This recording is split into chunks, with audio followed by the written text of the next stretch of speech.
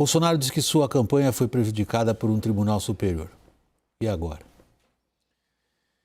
Bom, o que mais me chama a atenção é que essa reunião de emergência na Alvorada, que resultou nessa declaração do presidente, é uma reunião de governo, né, uma reunião de campanha. Estava o ministro da Justiça ao lado dele, estão os 3 comandantes militares lá.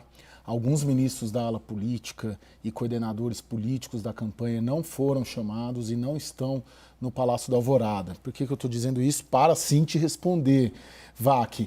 E agora esse assunto começa a virar, muito provavelmente, um assunto muito mais de governo do que de campanha, porque o Bolsonaro ali sinaliza que tem um cheiro da derrota no domingo, porque o sujeito que sai de Belo Horizonte para cumprir uma agenda amanhã no Rio de Janeiro e pede para o avião ir para Brasília para fazer uma reunião dessa e dar essas declarações, está sentindo uma dificuldade muito grande, né, na campanha.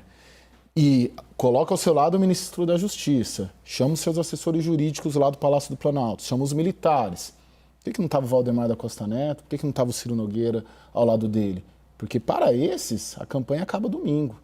E depois, eventuais assuntos sobre uma eventual derrota começará a ser um assunto de governo. Ok, quando você faz essa separação entre o que é campanha e o que é governo, você está chamando para teu argumento a questão institucional. Portanto, você está colocando isso num patamar mais alto. Se é uma questão de governo, é completamente diferente de uma questão de campanha. A gente volta a isso. Raquel, ele joga dentro das 4 linhas das constituições. Vai fazer o quê?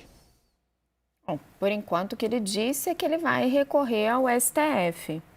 O que eu duvido muito é que o STF vá ter qualquer entendimento diferente do que teve o ministro Alexandre de Moraes.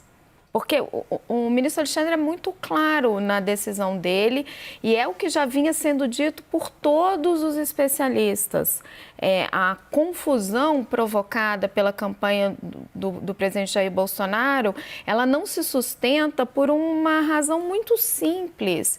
Não cabe ao TSE fazer qualquer tipo de fiscalização sobre inserções de rádio. Então, o argumento jurídico inicial, ele já começa frágil, ele já começa partido. Então, isso já desestabiliza toda a narrativa dessa questão de um ponto de vista técnico, não a narrativa política, né?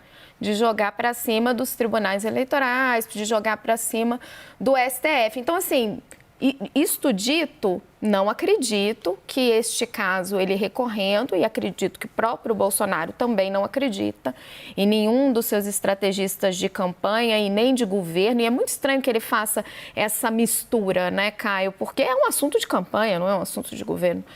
Não acreditam também que o STF vai ter qualquer alternativa diferente, então acho que ele está ganhando tempo e cumprindo o rito. A dúvida que fica é o depois. A Raquel, Felipe, está fazendo uma alusão ao que no mundo jurídico se considera um grave erro dos advogados que assessoram a campanha do presidente Jair Bolsonaro. O tipo de peça jurídica empregada para seguir adiante com a denúncia obrigaria a que as atenções se voltassem para o TSE, que na cara não é o fiscalizador. Então já era um caminho sem volta, que não levaria a lugar algum. O que teria sido, de acordo com juristas, a melhor opção era acionar as rádios que não cumpriram a lei e não colocaram as inserções no ar. Estamos diante de um erro crasso, inocente, ou da construção, e é isso que a Raquel está fazendo uma alusão, mas vamos botar o nome aos bois. Isso não surgiu do nada. Isso é uma construção feita com o intuito de tumultuar as eleições, como Alexandre de Moraes está dizendo que foi? É a construção de uma narrativa. Jair Bolsonaro busca há muito tempo um pretexto para melar a eleição ou para deixar no ar a sensação de que houve uma trapaça, uma conspiração contra a campanha dele. Tudo isso que você falou do ponto de vista jurídico é uma análise racional. Mas a irracionalidade, como você bem sabe, e até falou outro dia aqui no programa, muitas vezes predomina no cenário eleitoral. Então não é preciso, para a exploração política, que o episódio seja perfeito do ponto de vista técnico, porque do ponto de vista retórico, ele é explorado da mesma maneira. Esse discurso que a gente acabou de ver do Jair Bolsonaro, ele não desce a nenhum detalhe. Então a gente falou ao longo da tarde aqui que o relatório das empresas contratadas pelo partido, pela campanha dele, era um relatório de monitoramento de streaming e não do conteúdo que foi efetivamente veiculado no rádio. E há uma diferença, o conteúdo não é o mesmo, não há uma obrigação pela lei de se veicular aquelas inserções de campanha política numa rádio online, no YouTube, em qualquer outro tipo de serviço. Eu mesmo já fiz programa de rádio em que, durante o comercial, para quem estava ouvindo no rádio, aparecia a propaganda, mas no YouTube eu ficava fazendo o programa durante o intervalo. Então, esses conteúdos não são exatamente casados. Se você faz um relatório com base numa ferramenta que não mostra a realidade, você não tem prova nenhuma efetiva. E isso foi apontado na decisão do Moraes. Então, ele prepara o terreno para um eventual caso de derrota, mostrando realmente que os trackings internos devem estar dando uma dificuldade para ele. Sabe o que a gente pode estar assistindo nessa semana? É a migração do discurso da urna falha ou da urna hackeada, ou da urna eletrônica hackeada, porque as Forças Armadas, muito embora não apresentaram o relatório, vão apresentar em janeiro, depois da eleição. Estão sendo cobradas pelo TCU, inclusive. As Forças Armadas aparentemente tiram o pé disso, e aí esse discurso que embasaria que talvez fosse o plano original do Bolsonaro, em caso de uma derrota, atacar a urna eletrônica, a gente podemos estar assistindo uma migração do embasamento jurídico para a contestação do resultado, nesse caso das veiculações. Porque mais de uma vez na fala do presidente ali no Alvorada, ele cita o impacto do que seria essa auditoria, desses erros ali, do que eles consideram que houve fraude, na eleição. Ele fala, olha, os resultados que nós temos em tais locais são uns, e ali exatamente onde ele se refere ao resultado do primeiro turno. Isso. Só para deixar claro para quem nos acompanha do que nós estamos falando. Isso. A afirmação dele foi a seguinte: onde éramos fortes no primeiro turno, tivemos resultados abaixo da nossa expectativa. E isso está, segundo o Bolsonaro, relacionado à falta de inserções. Fecha a página. Eles falam, inserções fizeram diferença ou poderiam ter feito a diferença em alguns locais. Essa é a frase. E ele tem também, desequilíbrio das inserções interfere nos votos no final da linha.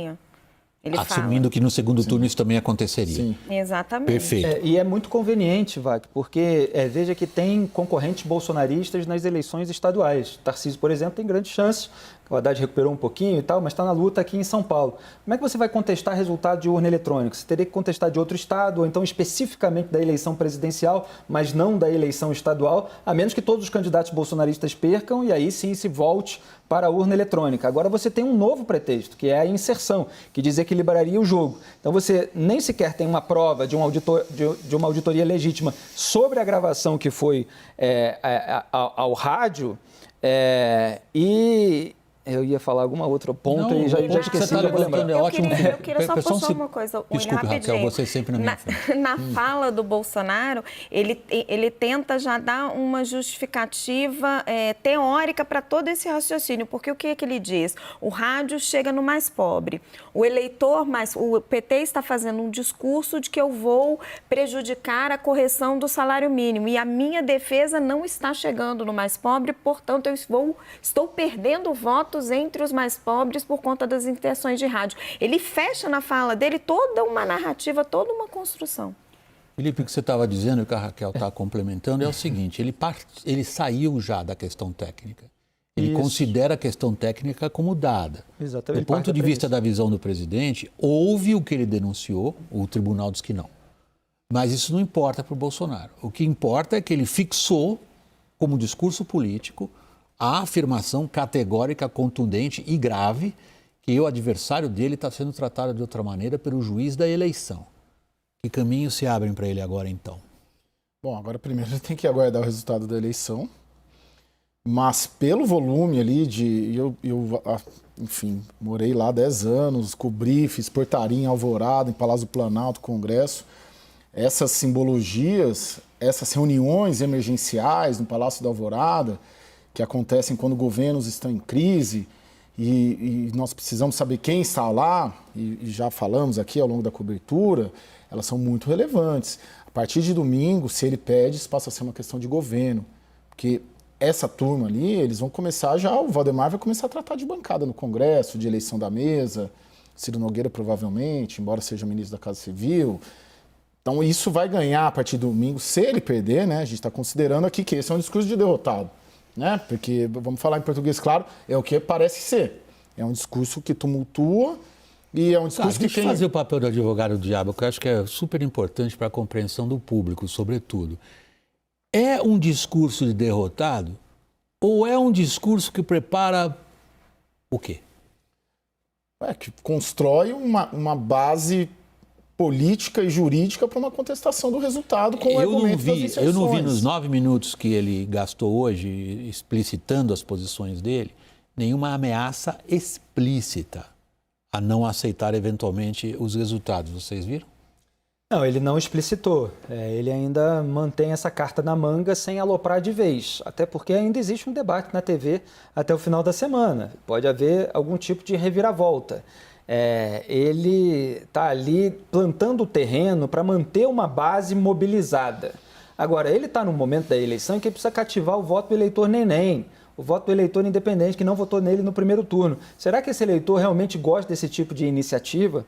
Será que nos monitoramentos que eles estão fazendo, essa narrativa de que há uma grande conspiração contra ele está colando no eleitorado que ele ainda precisa cativar?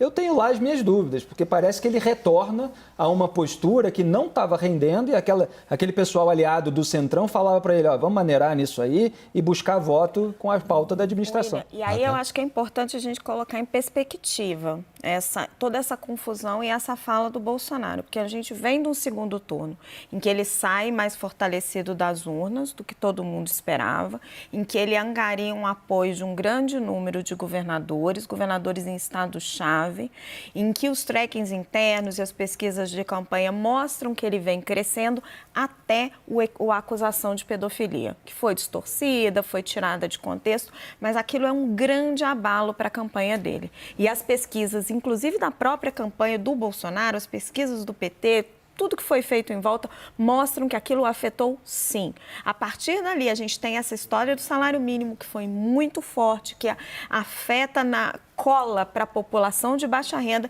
e temos o episódio Roberto Jefferson. Então, tem toda uma sequência de notícias negativas que formaram um cenário ruim para a campanha do Jair Bolsonaro. A gente só vai saber o resultado das urnas no domingo. Se você fala com os assessores do Bolsonaro, eles vão dizer, não, está muito equilibrado, tem ali 2 pontos de diferença. Se você fala com quem está fazendo tracking para o Lula, eles dizem, não, já tem 6, 7 pontos de diferença. Mas se você observa a narrativa da campanha, a história desse segundo turno, não está favorável para o Bolsonaro naquele momento. Ok, vou fazer meu papel chato de advogado do diabo de novo. Há uma percepção aqui na roda, eu acho que posso dizer isso, que o que nós ouvimos agora há pouco, nesses 9 minutos dele, configuram um discurso derrotado. Onde você viu isso? Eu vi isso quando ele coloca que as inserções afetaram o resultado eleitoral em regiões que ele, segundo ele, eu entendi que foram em pesquisas internas. Eu também nossa tinha avaliação entendido em pesquisas foi internas. em relação ao primeiro turno. Eu estou pegando as palavras dele. Sim. Ele disse que onde tínhamos uma posição forte, tivemos uma votação abaixo do que se esperava, e isso ele atribui à falta de inserções. A palavra que ele usou foi nossas propostas não estão chegando. É que eu não entendi como votação abaixo. Eu entendi que ele estava crescendo e retornou. Eu também fiquei com a mesma sensação. Onde eu vejo, ele coloca que o juiz está roubando o jogo. Sim. A rigor é isso. E quem fala que o juiz está roubando o jogo é porque está numa situação inferior à do adversário. É porque isso tomou em qualquer um pênalti jogo. que não queria ter tomado. Não é? Ou tomou um... Né? Eu estou assim, testando o argumento. Não, sim, completamente. O ponto que eu tinha esquecido aqui pelo cansaço, é claro que são episódios diferentes, mas ele é presidente e ele tem abusado da máquina pública. Então, assim, tem até um pouco de hipocrisia, né, de você falar em desequilíbrio. É claro que tendo provas, evidentemente, você demanda aquela veiculação, mas a campanha não fez o seu dever de casa da devida maneira. Como você colocou, em vez de acionar as emissoras, foi no TSE, não foi no prazo esperado, não foi com toda a documentação, não tinha ainda a degravação. E ele, no 7 de setembro, no próprio discurso da ONU, que é um caso mais específico, tudo bem, todo presidente faz algum discurso para o eleitorado interno, mas ele tem cometido esses abusos que estão sendo questionados, o uso da Caixa Econômica Federal, a própria PEC Kamikaze, e aí vem falar em desequilíbrio, em prejuízo a ele, fica um pouco demais, né? Deixa eu, novamente, a terceira vez, testar os nossos argumentos. É importantíssimo. A gente refletir sobre o que nós mesmos, analistas, achamos que temos como coisa segura.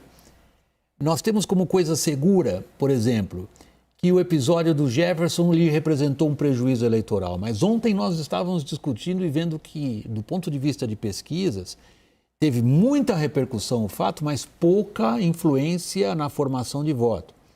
Por outro lado, ontem, por exemplo, na nossa edição de ontem, nós estávamos contemplando com muita tristeza números segundo os quais uma parcela substancial do eleitorado acha que vive sob uma ditadura judicial e acha que os tribunais superiores favorecem uma das candidaturas.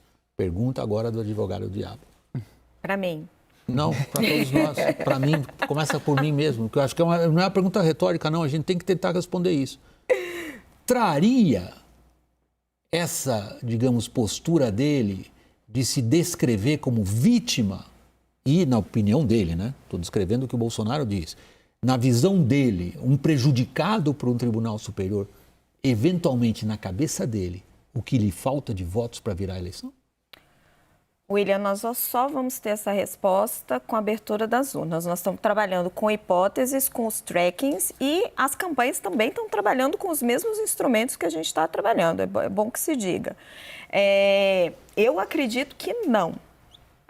Acho que esse discurso ele fala muito para os já convertidos, a fatia dos eleitores que já são de Bolsonaro, e aí ele tem um apelo forte, sim, ele vai mobilizar bastante, ele vai deixar essas pessoas com muita energia, eventualmente para até algum tipo de contestação, mas para o eleitor neném, que ele estaria precisando para virar o jogo, na minha percepção e olhando para as pesquisas, é um discurso que assusta. E a campanha de Jair Bolsonaro tinha entendido isso, porque estava evitando esse discurso enquanto enxergava crescimento contínuo, constante, fortalecido do presidente. A gente acompanhou isso durante todo o processo eleitoral. Então, por que agora, faltando, me ajuda aí, gente, estou cansada, 3 dias para as eleições, eles mudam de ideia, eles mudam de estratégia. E as nossas apurações apontam, inclusive,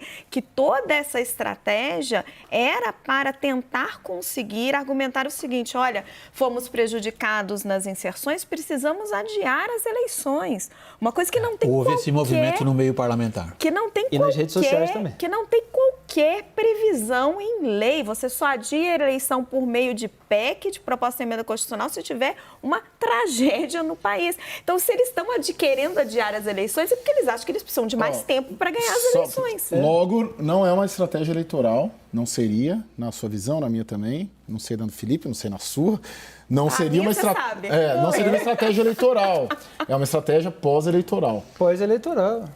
A menos que eles tenham tido alguma informação de monitoramento de que isso pode funcionar melhor do que ir para o Rio e fazer campanha, porque ele deixou de ir para o Rio para ir para Brasília e se reunir com o governo e fazer esse mise-en-scène de chamar os chefes das Forças Armadas, o que sempre deixa uma hipótese golpista no ar. O Bolsonaro, ele cresceu nessa campanha. Ele acredita na bala de prata.